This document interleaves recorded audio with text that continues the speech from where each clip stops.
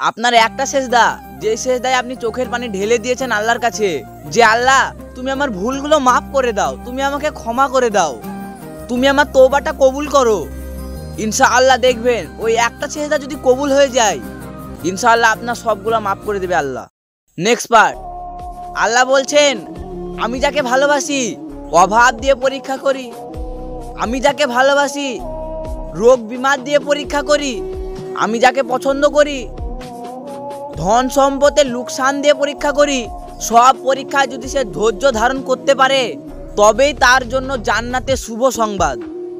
Next part, কখনো তরকারি পছন্দ হয়নি বলে ভাতের প্লেট ছুঁড়ে ফেলে দিস না, কখনো স্বাদ হয়নি বলে ভাতের প্লেট ছেড়ে উঠে যাস না বান্দা, উঠে যাস না।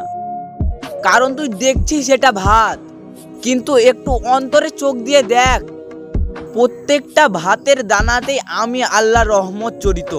নেক্সট পার্ট, যার অন্তরের মধ্যে জাররা পরিমাণ অহংকার থাকবে, জাররা পরিমাণ অহংকার থাকবে, আল্লাহ তাকে জান্নাত দিবে না। অহংকার আল্লাহর চাদর, আল্লাহর চাদর নিয়ে টানাটানি করলে আল্লাহ পাক তাকে জান্নাত দিবেন না। অহংকার কাকে বলে?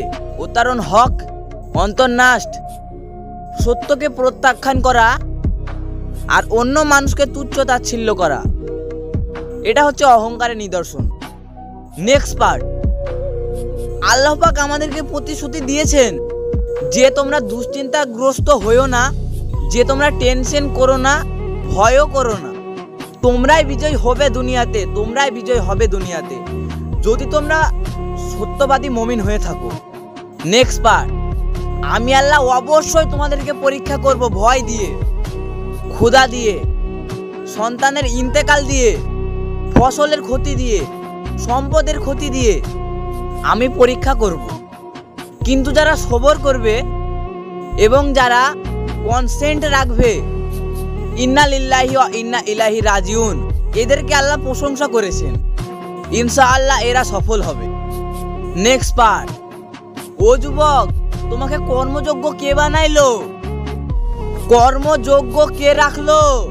যদি অসুস্থ দিয়া বিছনায়া ফেলাইয়া রাখতো তবে তুমি কি করতা? কি করার ছিল? অভিযোগ, থানায় কেস, কোর্টে যায় আপিল, ল্যাবের কাছে নালিশ, কি করার ছিল? অস্তিত্বটা কে দিল? কর্মযোগ্য কে বানাইলো? কর্মযোগ্য কে রাখছে? কতটুক নুন খায়, জুন কতটুকু গায়, গুণ তো গায় না আল্লাহ। চলেন দেখি জান্নাতের একটু ধারণা দিয়া, কার মনে এতটুকু আগ্রহ জাগে যে আমি চাই আল্লাহ আমাকে জান্নাতের বিনিময়ে কিনুক? এই আগ্রহটা কার মনে পয়দা হয়? একটু জান্নাতের ধারণা দিয়া দেখি। আল্লাহ কিন্তু জান্নাতের বিনিময়ে কিনতে চাইছেন। কিনবে কে?